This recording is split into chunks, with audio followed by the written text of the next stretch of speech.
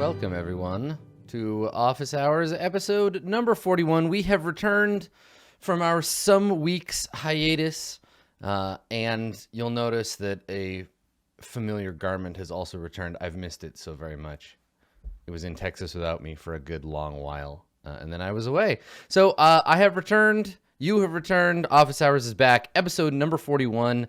I am Adam Coble, and we are going to talk about some tabletop role-playing games today. That's what Office Hours is about. So in the ancient past, when dinosaurs roamed the earth, you went to my website at www.adam-coble.com, and you filled out a form there, and it submitted a question to me via electronic transfer. I read those questions, chose a few of them for today's episode, and here we are. So I'm going to go through 3 questions that you have about game mastering. They're going to cover a variety of systems. The idea here is that I try to answer specific questions with specific advice, but that specific advice might apply to people who are not the 3 people that ask the question. Do you understand? Yes, I think you do.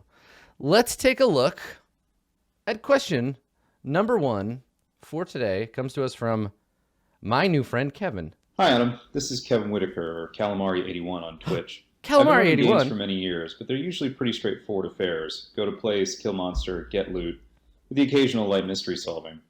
Recently, I tried running a Burning Wheel game with a focus on intrigue and character development. While the character growth happened, the intrigue fell flat. I just couldn't seem to build and execute on good hooks. I was hoping you might have some tips for running these types of games, and how to roll with the punches when you have to make changes to those intrigues on the fly. Thanks so much. All right, Kevin. Well, I forgive you because you're playing the Burning Wheel.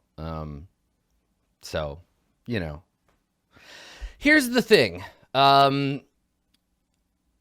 So kudos, I guess, first and foremost, not just for playing the right game for what you're trying to do, but for taking a bit of a gamble and trying to expand on the kind of play that you're doing. We can get into a rut as a game master. This is like a for reals thing that happens. We can get into a rut where we're really familiar with a game, or a subset of games. Maybe it's the D20 system, maybe it's Fate, maybe it's Powered by the Apocalypse. Whatever it is, we can get into this rut where we just play the same kind of game over and over because we feel comfortable running it. Now, as a GM, this is fine. We polish our skills, right? You want to be known for a particular kind of thing, and that's great. But being able to branch out and take that risk is also a good move. So good on you for starting. I think this is the thing. You can get a lot of mileage out of fantasy adventure, right? Fantasy adventure is so ingrained in the hobby, we'll never quite see it go out of style. The quest, the struggle against darkness, take the ring to Mordor, fight the evil Stygian wizards. These sort of Tolkien-centric, Conan-inspired, the stuff is never going to go away. But what will happen over time is that the fantasy landscape from which we draw our inspiration will change. Right? These adventures of the past open up into new vistas we can emulate in role-playing games. And what I'm thinking about here particularly is courtly intrigue and the idea of power struggle in a fantasy setting, right? Now, that kind of stuff, that courtly intrigue drama, if you're looking for it in speculative fiction, you probably went to sci-fi, right? This is what Dune is all about, this shit. But I think that we can credit this rise in the zeitgeist of courtly intrigue in a medieval fantasy setting to the hallowed media behemoth that is Song of Ice and Fire. The thing about Song of Ice and Fire, which is to say Game of Thrones, when we look at it, intrigue is the buzzword of the day. It defines the whole concept of that universe. Powerful people and some not so powerful, making alliances, moving pieces around on the grand imaginary chessboard of their political and religious struggles. And it's heady stuff, right? We like to think of ourselves as enjoying a higher brow kind of fantasy than our forebears, right? Yes, yes, Grandpa Tolkien was good enough for Gary, but for me, I need something a little bit more mature. Give unto me the courtly drama. So we want political nuance. We want intrigue. We want House of Cards. We desire these things. I think that we live in, to not go on too much of a tangent, I think we live in a political age. I think that all time is political, right? But I think that everything that we do, everything we create, everything around us right now is in a very politicized state. And so it makes sense that we're drawn to a political thing, right? We want to move away from that clear pulpiness into something that feels a little more real for us. And in your game, creating intrigue, creating games of courtly drama require a little bit of thought. And the first thing, of course, to do, you've already done, which is to say, choose a game that's going to support the kind of play, right? You're on the right track. Burning Wheel is great for this. But what's funny, and this is the great and terrible irony of modern game design, especially tabletop game design, is that the actual licensed Game of Thrones role-playing game is terrible for intrigue. It's so bad. Go figure, right? When you're looking to do courtly drama, whether it's a gruff sort of pseudo-European War of the Roses thing like Game of Thrones, or really any less straightforward style, Burning Wheel is a great place to start. And we'll talk about why, because I think that's important. Not just to pat you on the back and say, good job for playing Burning Wheel, but to explain to people who don't know the game or who are not playing it, who might be interested in the whole courtly drama thing, why Burning Wheel is a good place to start for this kind of game. Now, you mentioned specifically your campaign has two main goals, right? Character development and intrigue, and that one prospered and the other fell flat. Now, this is explicitly because of the design of the game. Burning Wheel can, with work and cooperation of your players, do intrigue. Burning Wheel must and always does character development. You can't avoid it. It's so inherent to the design of the game that if you try to keep your character the same, if you struggled against developing your character, the system would fight you every step of the way without question, right? Now, to get us started talking about intrigue, I'm gonna come at it from a Burning Wheel centric point of view because that's what I would do. I would play that in that game. And because it's what you said you were playing. There are certainly other games, and we'll talk about that at the end, but I'm going to quote a Burning Wheel book directly to get us started.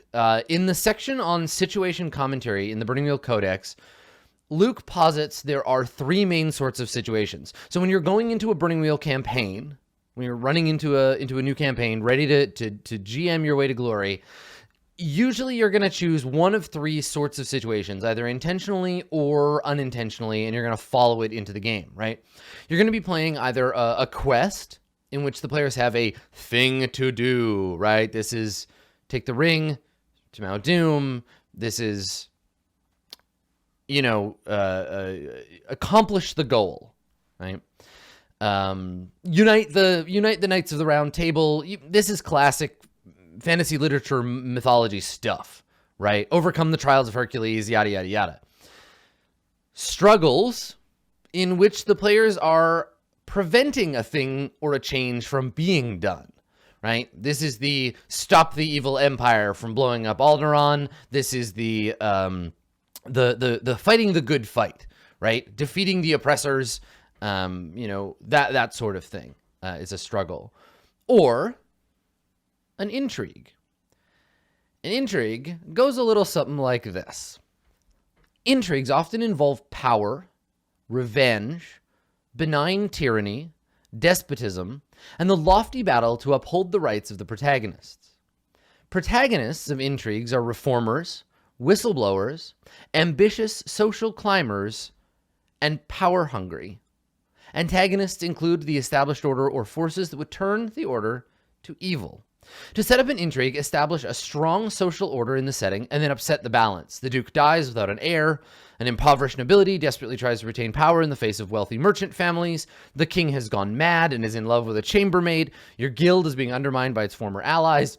Each of these situations creates many hooks for conflict about intrigue. So intrigue relies on big change, right? Intrigue wants to understand not just which monsters will live or die, but which structures of power will stay as they are and which will change. Intrigues are both the largest stories we can tell and the most glacially paced. Right? It may take a few hours of D&D combat if you want to kill off a dragon, right? Rounds after rounds of grinding away at hit points. But it takes an entire campaign of Burning Wheel to incite a revolution. Think about that when you're looking at the mechanics of the game that you're playing, right? How is pacing set out? If your game has only mechanisms for the moment to moment, your revolution is going to take years of play at the table. These are the kinds of campaigns that personally, for me as a game master, I live for.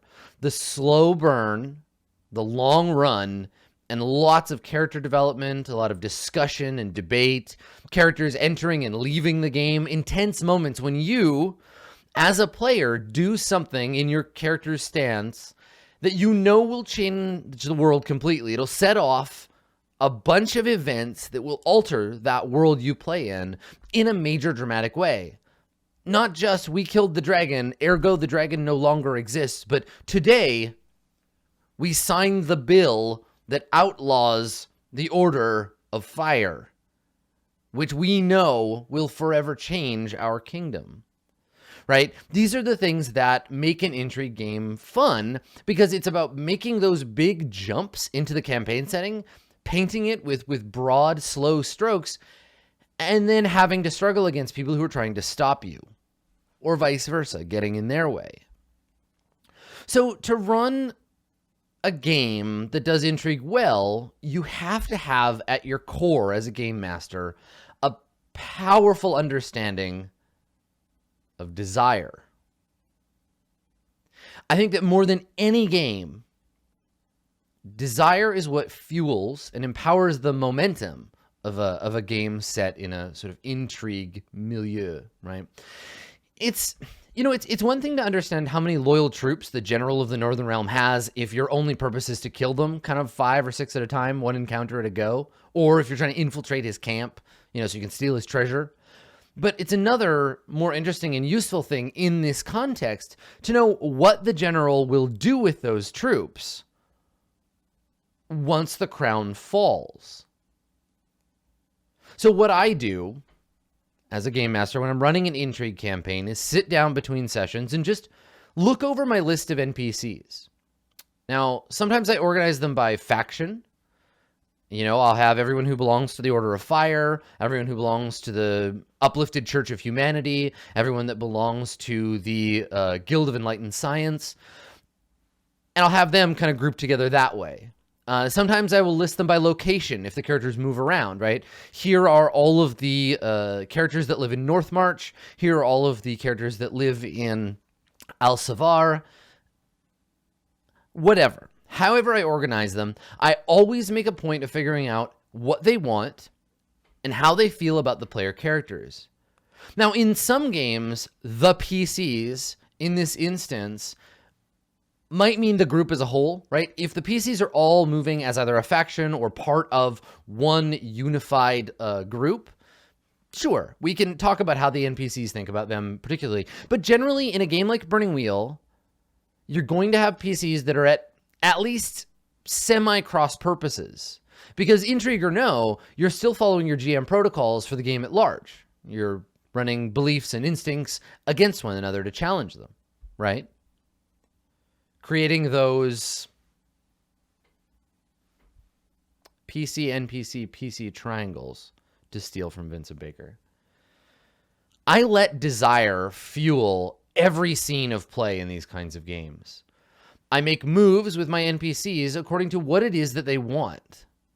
And what's cool with Burning Wheel is that the game codifies that stuff in the form of beliefs. So use that.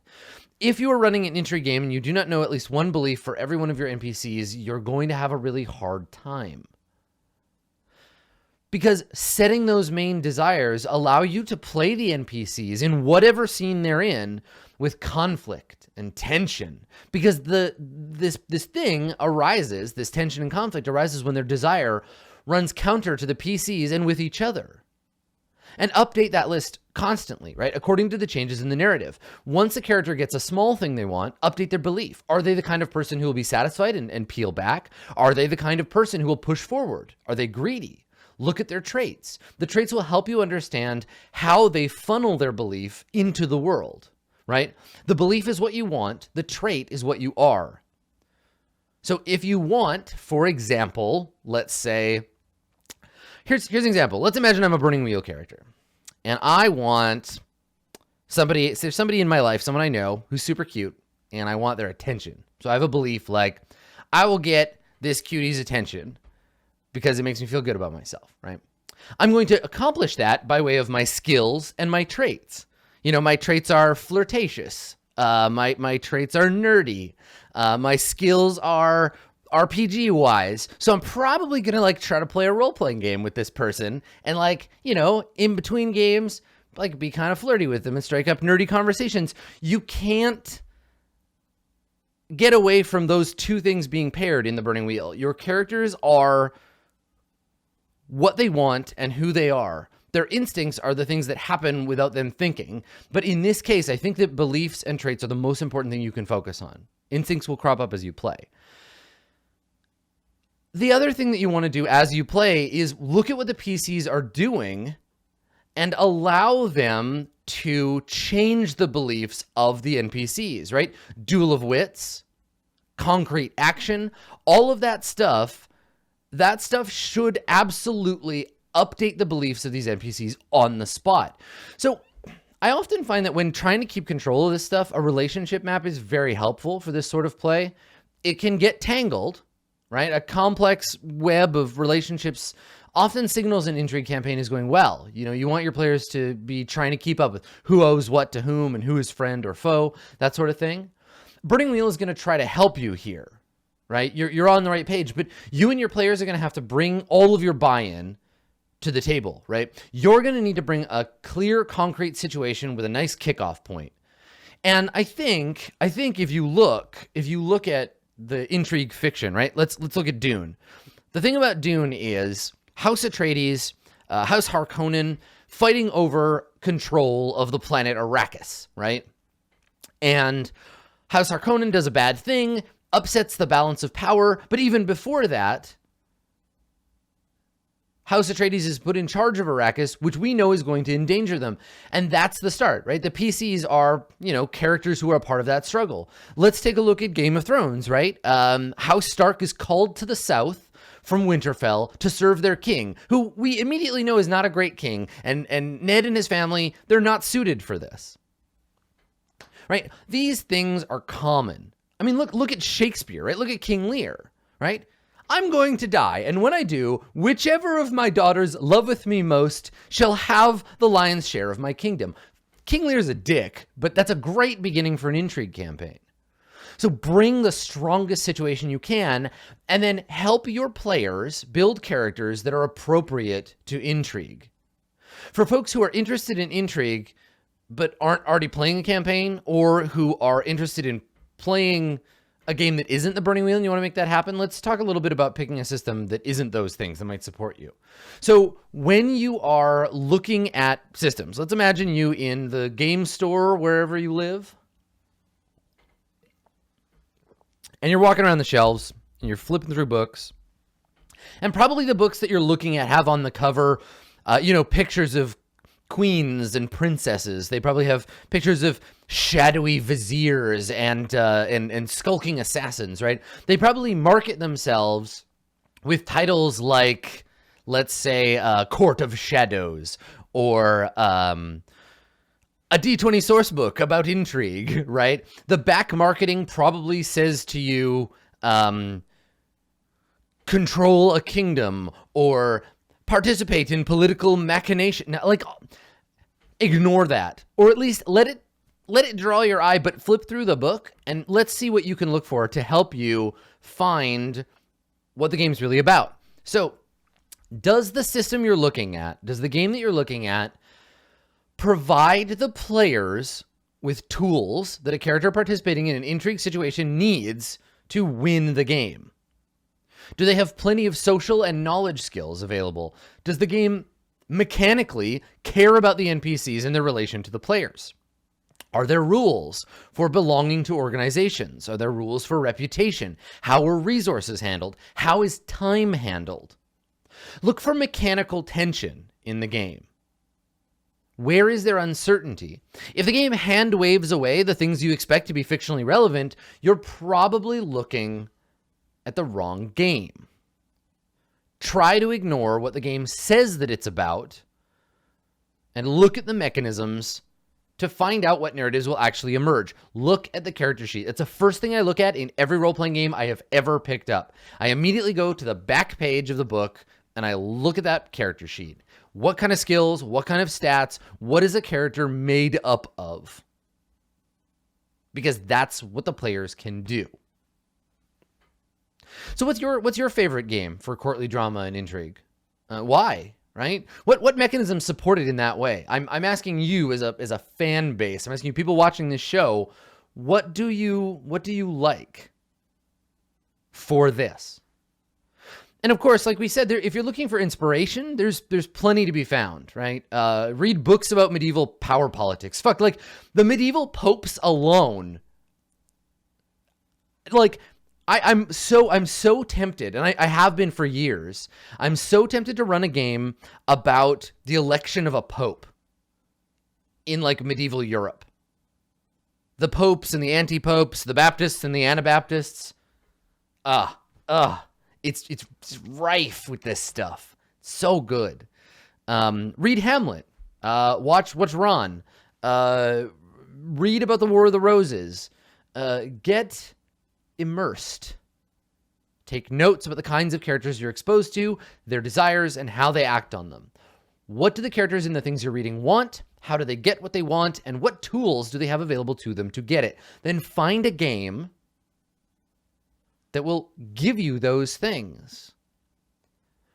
Hands down, my favorite book, hands down, no question, and this is all thanks to the suggestion of Luke and the Burning Wheel. My favorite book about this stuff, and it's a little dry, is Barbara Tuchman's book, A Distant Mirror. It's about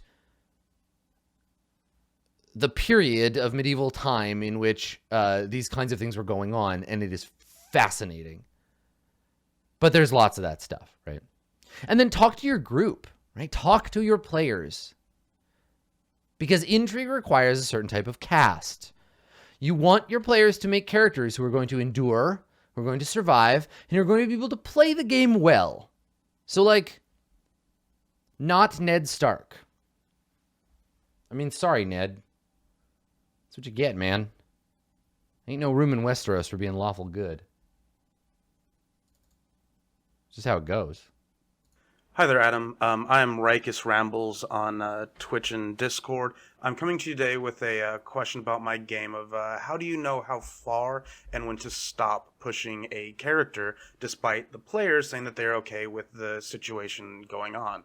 I have a player in my campaign who is a religious person in the real world and wanted to play a religious character in the campaign.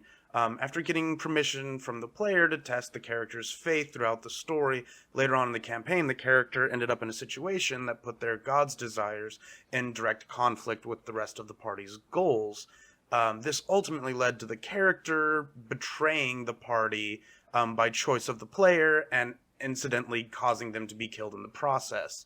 After that session, I talked with the player and was sure that they were okay, but they still seemed a little shaken up, and have talked with them in additional instances since then, and been assured that they're all right with how the game's been going and not wanting to take any breaks. Since that event, the players seemed uncomfortable, though anytime something religious gets brought up in the game by myself or by the other players, I worry that despite having consent beforehand and assurances of well-being after, that the situation wasn't healthy for the player. So what do I do now, and how do I prevent this from happening in the future? Thank you so much. This is a complicated question, right? And this is only just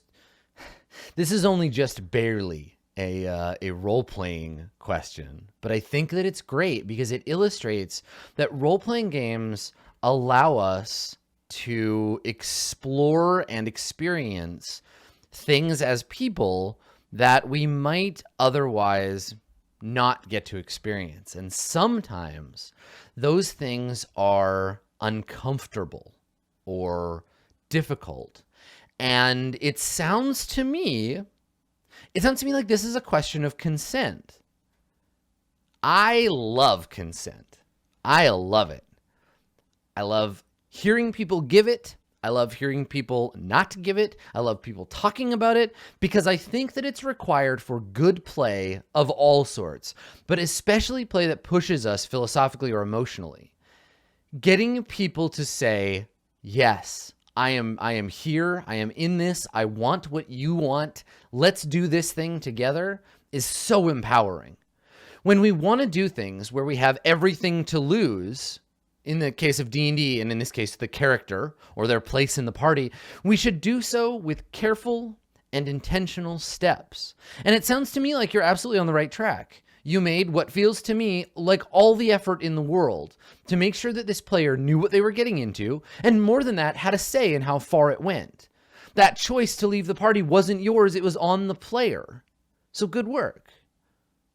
I also want to call out the fact for everyone watching that it was really considerate and meaningful, I think, of you to check in after the fact, right? That's a sign of maturity and kindness to say, hey, so this thing happened. How was that for you? Are you feeling good about that, right? It sounds to me like your consent practices at the table are more or less sorted. You asked for permission. You invited the player to participate in the occurrence. You checked in as the player ramped up the pressure, and you did aftercare that often gets forgotten to cement that work and keep the space for the player open to express how they felt. Now, as I think you're learning, all that effort maybe doesn't always go 100% of the distance. Or it might not feel that way. And that can be frustrating because once you start questioning what your players are telling you, it can make you gun shy to hear, yeah, go ahead, when you're reading signs that might mean, no, slow down. I think that this is a thing that sometimes we are trained to look for when it's not there. And sometimes it's real and we miss it. I'm going to invite everybody to take a moment and think about in their lives a time when they perceived, perhaps, that someone they knew was having a hard time of something. Maybe they thought someone was mad at them. Maybe they thought someone was sad or upset. And they said to this person, hey, you doing okay? And the person said, I'm fine. But the behavior continued. And so we start to wonder, are they fine? Are they hiding what they're feeling for some reason? Do they not trust me? What's happening here that this person can't engage with me honestly? Or we're paranoid that we have something going on that we feel guilty about. Where does that come from? So it's very difficult. And so the intersection here of personal agency on the part of your player who is telling you everything's fine, I'm good, but you're reading that maybe things are not good, and the player's ability to give consent to having their character fucked with, which they gave, and it seems to have gone well, is an interesting one. Because I think for consent to be real and present, you have to know that it's coming from a place of agency, where the player is saying yes in an empowered and informed way. And I want to establish that I think here, trying to read a person when your impression of their emotions doesn't match their stated emotion can be a hazardous operation for both you and the player in question. on the one hand, I firmly believe in listening to people when they tell us things. If someone says they're fine, I fundamentally believe that we ought to, listen and keep that in mind. But when a person says I'm fine and their actions seem to say otherwise, you're going to start to feel insecure about how to proceed, which is what I think your question is really about. So how do we proceed? As far as they go, what else is there for you to do, right? You've asked, you got the okay, and everybody worked together to tell the story that put you where you're at. Now, you know this person better than I do, which is to say at all. They're a non-person in my head. They're a fictional construct. I am envisioning them only through your story. And so I got to trust you when you say there might be something wrong here. But if they're not comfortable expressing it, it might be because they think it'll pass. They process stuff at a different rate, in a different way that you might. Or they just think they need some space from it. And they're not comfortable saying, yeah, I'm still feeling a little fucked up about this. Just give me a minute. I'm not okay. There's a lot of other stuff that goes into this, and I don't want to dive into gender theory and whether or not men can communicate how they're feeling versus women and how all of this stuff happens. But I just want to illustrate that it's a very complex thing. You know your friends better than I do, and so I'm going to trust you and your opinions and thoughts here. But what I think you could do, what might be worth considering if you feel like the communication road has ended, is just take a little bit of a step back, not from them as a person, but from this particular plot line in your game. Focus on something else, regardless of whether they're saying they're fine with more religious stuff in the game. And I know you probably are enjoying that. You're probably really high on pushing that stuff because I get that way too. I'm like, cool. All right. So you were good with level 1. Let's ramp it up to level 3 and see how that feels. Let's really fuck shit up, right? Take a step back. We can make these things, these pushing the players and their characters, less about, I'm going to do this till it hurts, and more about, let's give it a rest. And if you want more, I'm going to leave the door open for you to ask me for that, right? There's a difference between push, push, push until they say, ow, stop, and push, push, push. Need a minute? Okay. When you want more, you let me know. When you want me to beat the shit out of your character some more, you let me know. So what you're doing here is putting your desire aside for a minute, or at least changing the tenor of your desire. It can be annoying or frustrating when you're trying to build an arc in your narrative, but our players are human. And more to the point, they're our friends, and you can't force anyone to talk about their feelings. You can make choices to avoid harmful stuff you think might be cropping up, even if they're unable to talk to you about it. So go and pester the thief for a while, right? See if the wizard is up for a demonic pact or whatever. There are other players, and this is a group activity, and give that group a chance to shoulder some of the heavy stuff together in a different way for the next little bit. Never hurts to be open and honest with the people we play games with. Go to your player and say, hey, so I really found the last arc with your character rewarding and impactful, and thank you so much for taking that gamble. Thank you for contributing and making it interesting. I know you've told me that it feels okay for you because we were touching on some personal stuff, but it seems like you're working through some stuff. I don't want to judge, but I'm picking up some vibes that are making me uncomfortable. So what I'm going to do is I'm going to lean into the other players for a little bit, and I'm going to give you some space.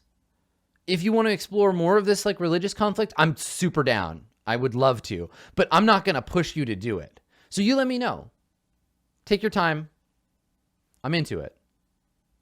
Let them take the initiative. Let them come to you. Because either they've got stuff going on and they're going to appreciate the offer, or you're misreading them and you're going to have room to get your head straight and keep playing the game and give them room to make the next move. You know, we talk about this kind of thing a lot, and people joke about how, office hours sometimes sounds like a relationship or like a kink advice show. And I think the thing is that both things, kink, I guess, and just relationships generally, and Dungeons and Dragons and role-playing games, they all contain power dynamics. And power dynamics need to be negotiated safely for them to be fun. And when you do negotiate them safely, they can be really fun. So I think that's what this is. I think this is Rikus maybe having a little bit of power guilt a little bit of authoritarian nervousness, and that's good. People in power should feel nervous. They should feel uncomfortable. You're doing it right. You're by all accounts, according to this question, doing your best to be a good person, and that's going to make you a better game master. So congratulations. Thank you for not being trash, Rikus. You're making me proud. Hi Adam, I'm a new DM and I have a lot of questions for you, but I'll be a good boy and only ask one now. So, when I prepare a session, I always think of all these cool explanations for what is happening in a particular place, but I always find it hard to convey that narrative to the PCs. They almost never find out the hidden story behind a dungeon or an NPC. So, what I do wrong, I'm not sure. I think the problem is me, because this has happened with multiple groups. So, do you have any tips? Thank you, and drink nerves. Cheers.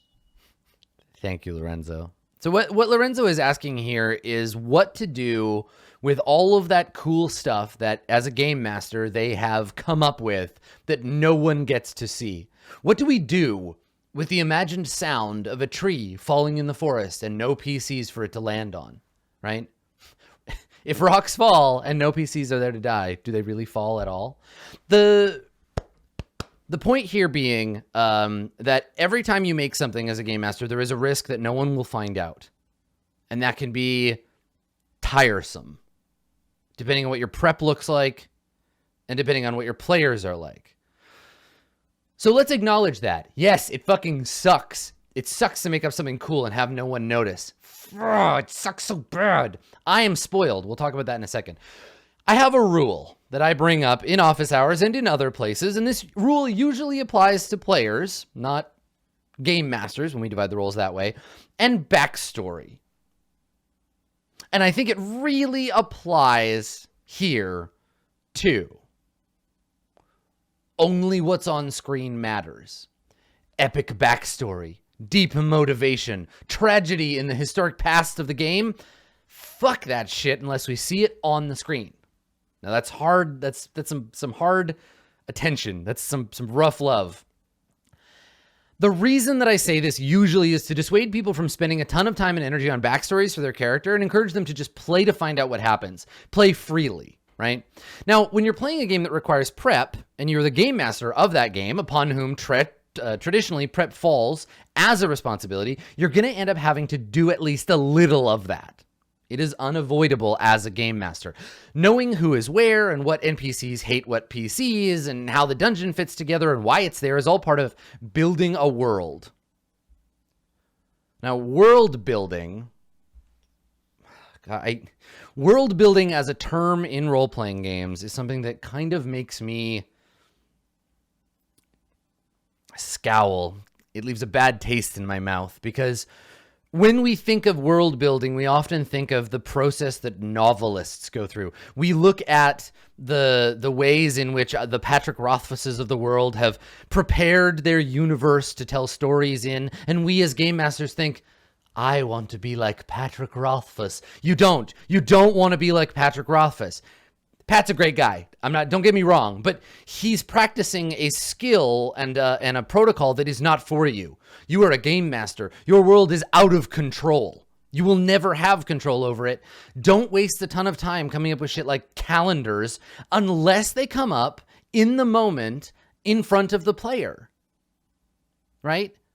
Build as little as possible. Give yourself as much room to answer questions as you possibly can in play.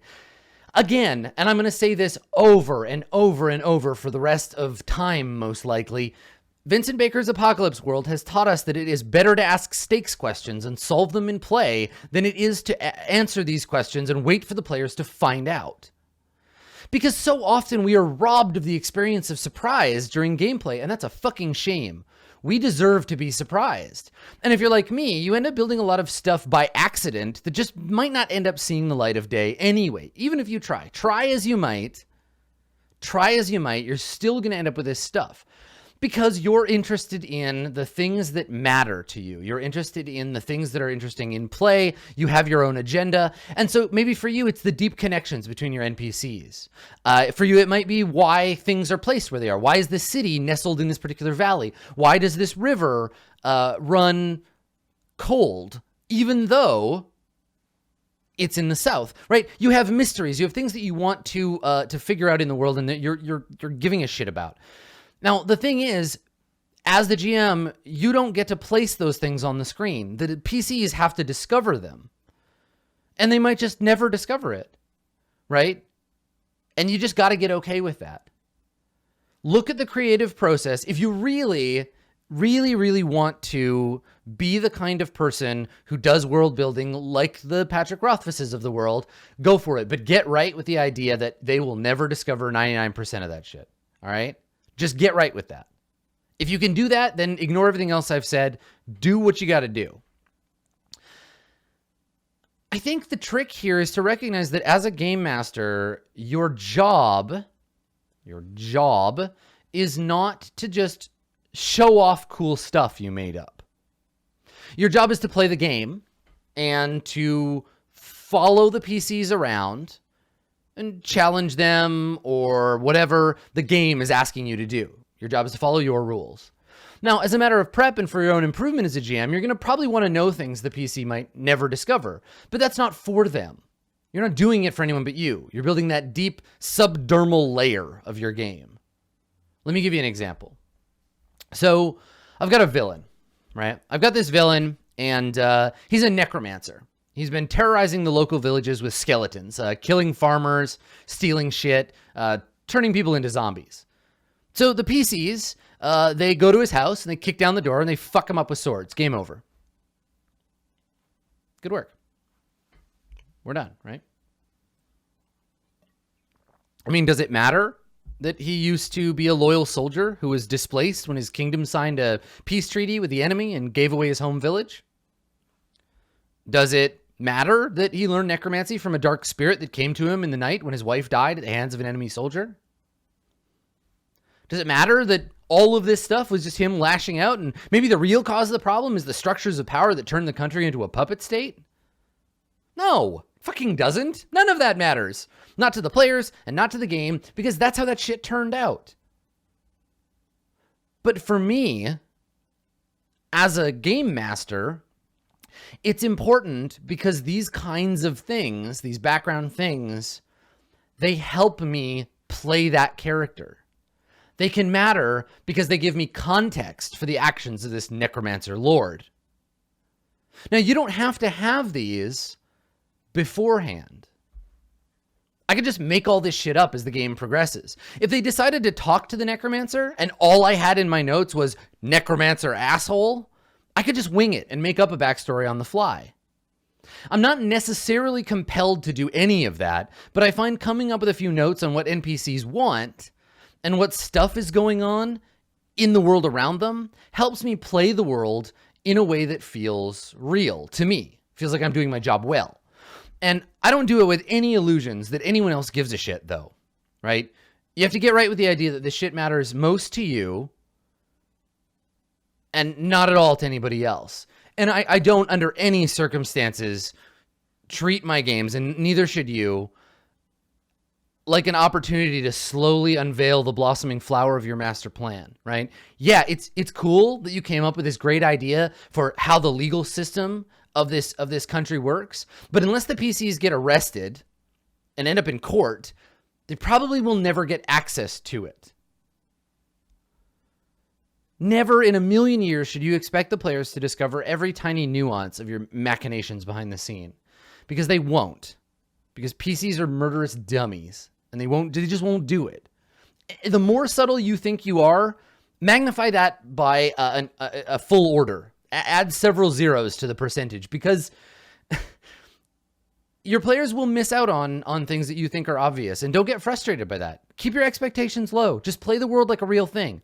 Have motivations for your NPCs, understand the world they live in, but don't pretend that it's for anybody else but you.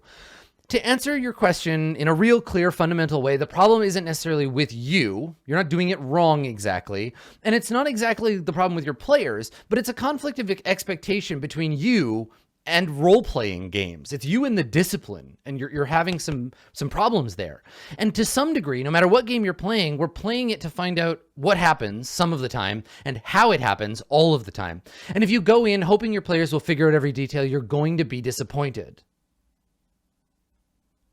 So let's talk about how to deal with disappointment. Right? Let's discuss that.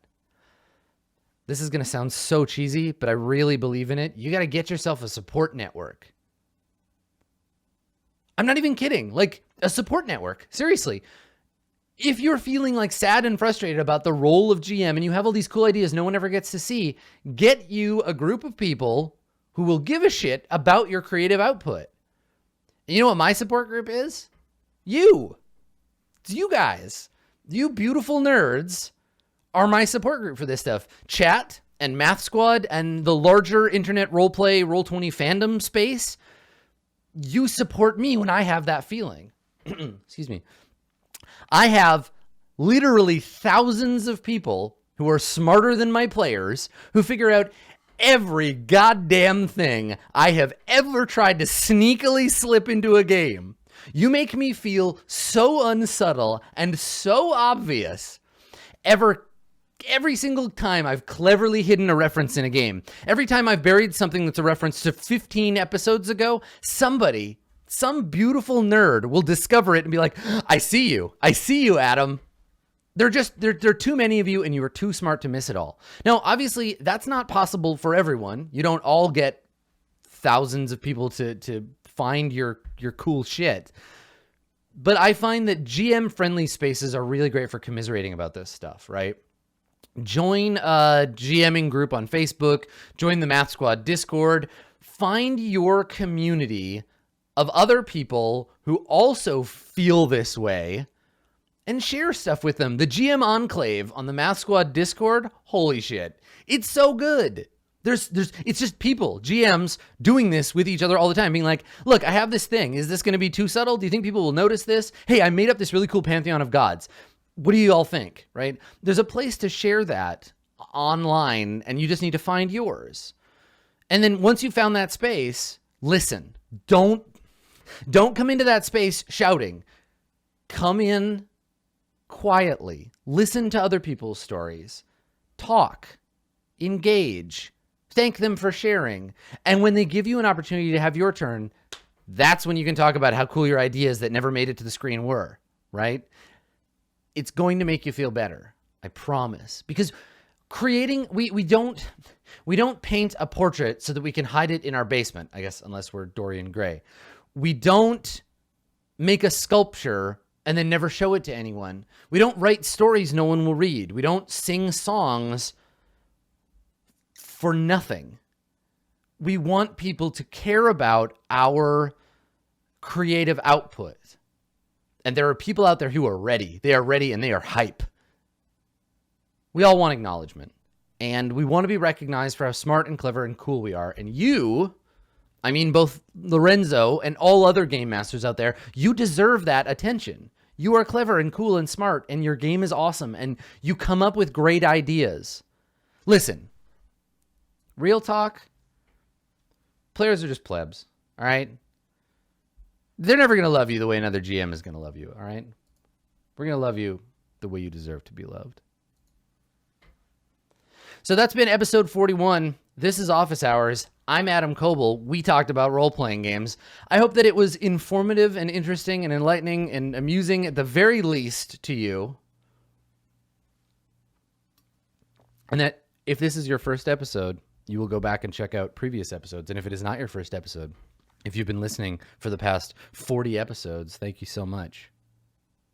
If you want to get involved, go to www.adam-coble.com/office-hours. Fill out that form, record your question, or have a robot do it for you.